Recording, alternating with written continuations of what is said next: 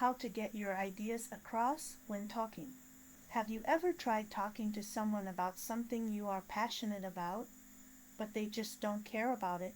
It is frustrating. Let me give you some examples of how to blend any topic with everyday conversations to build stronger connections with those around you.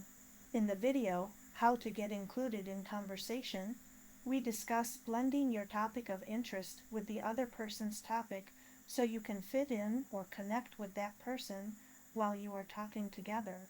There's nothing worse than having something to say to a friend, family, or colleague that you are passionate about, only to get completely dismissed or flat out rejected. You bring up something you care about, and suddenly you get that cynical look, or you are met with disbelief or criticism. Has that ever happened to you?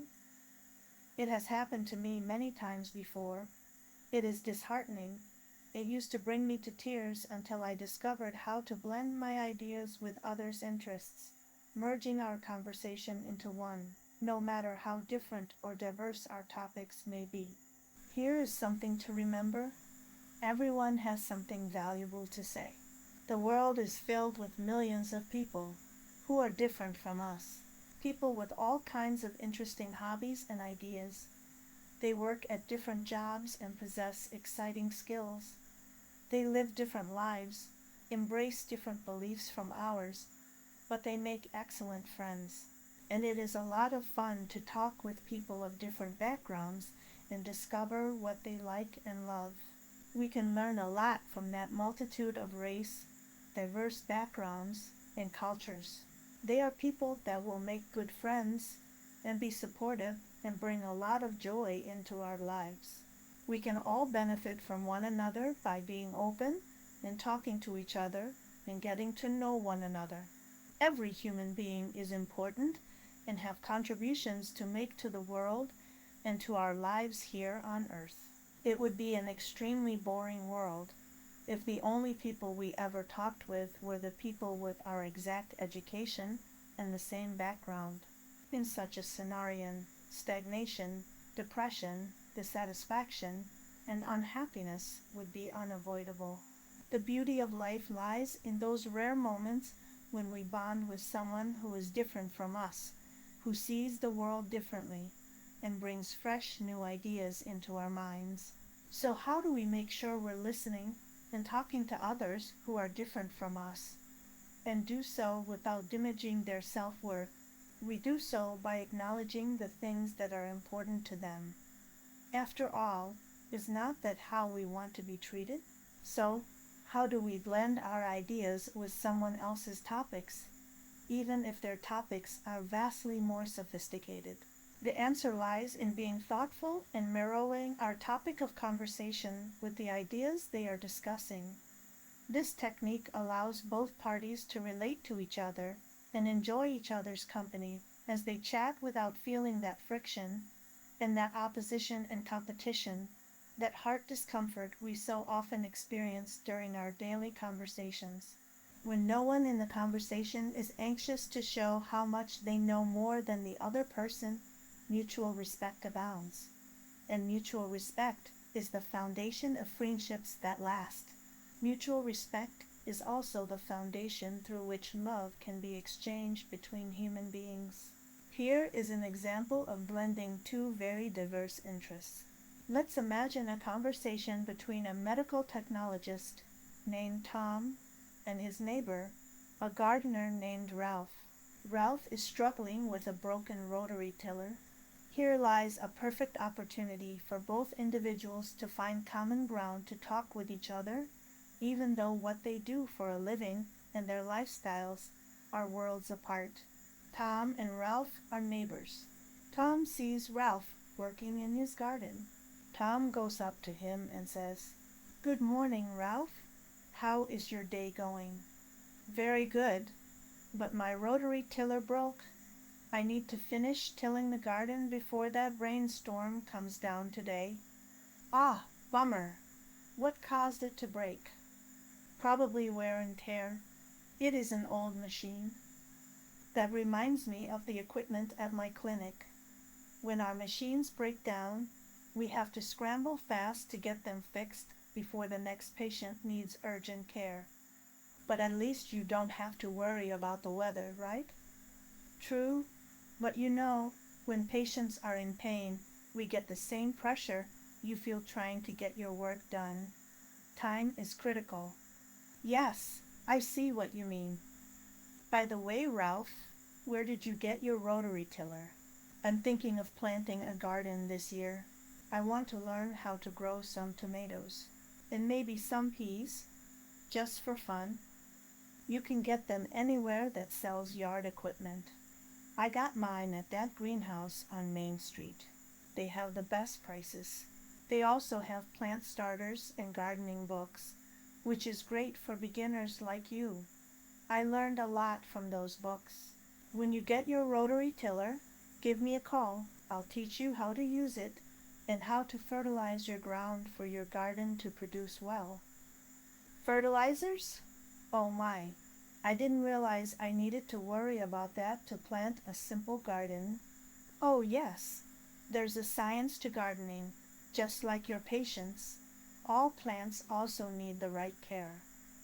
Wait, plants need care like my patients do? Exactly. Ralph, I think we're going to become gardening buddies. Thanks for the tips. What can we learn from this conversation? First, it's about finding common ground with each other without judgment or prejudice. Even though their careers are totally different, they found ways to blend their topics and have something in common to talk about. That brought them closer as neighbors. Here's how you can do it too. Identify experiences you share or that are similar in nature. Even with very different professions, we all face similar challenges, whether it's dealing with time pressure or working with broken equipment or work-related issues. You can ask questions, showing genuine curiosity. Ralph didn't just talk about his gardening problems with Tom. Tom asked Ralph a question related to what Ralph was experiencing and frustrated with. That question opened up an opportunity for them to expand the conversation and to bond. Be mindful to be inclusive and treat their interest with the same respect and with the same regard as you want your ideas to be treated. Validate their feelings and express that you value what they value. Even if their interests are something you know little or nothing about, you can still express admiration and curiosity for what they do or like. We can blend any topic, even sophisticated topics, with a simple topic, if we use the method of comparison. By comparing one aspect of the conversation with what we are familiar with or desire to talk about, we can find a common ground, or a mini subtopic within that conversation, that you and your conversation partner has in common and can agree on while talking with each other. For example, Mary loves red beans on her salad. Linda does not like beans at all. Mary would love to serve Linda a new red beans recipe she just learned to make. How can she do that? Well, Linda has diabetes, and of course Mary does not. But Mary knows the benefits of eating beans to control blood sugar. So in a conversation the two friends may be having about health, Mary can share the news she heard about the nutrients found in beans that could help control blood sugar, and leave it at that. Mary never forced her knowledge on Linda, but was able to share her beliefs about eating beans with Linda. In the case of Tom and Ralph, Tom used his frustrations with the pressures of equipment failure at his medical clinic to relate to Ralph's dilemma with his rotary tiller. That frustration was something Ralph could understand, because he was experiencing the same thing with his work equipment, and their feelings were mutual on that aspect. In closing, remember that a great conversation is not about proving how much you know more than the other person. A great conversation should be a means to connect us to one another on mutual grounds without competition. A great conversation helps us to learn about each other. It brings about opportunities for us to share our knowledge to help others in their daily struggles or in a particular project they are working on. We should never use our knowledge as a weapon to prove that we know more than the other person. or to prove that we are more important than the other person. Our knowledge should never be used to diminish others' self-worth or damage their self-esteem. By blending our interests with others, we open up the door to a richer, more fulfilling life. It helps us to foster healthy friendships with other people regardless of their background or status. So, next time you are talking to somebody and feel like your interests are worlds apart, try blending your ideas with theirs.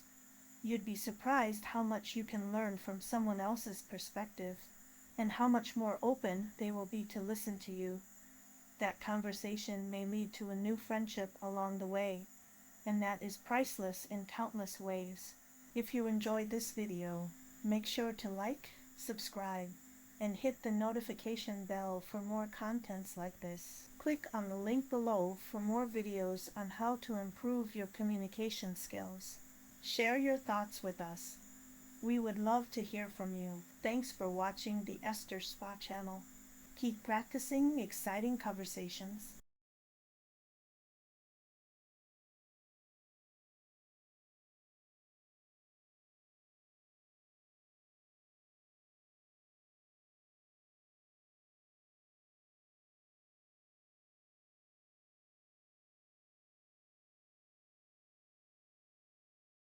I'll see you soon.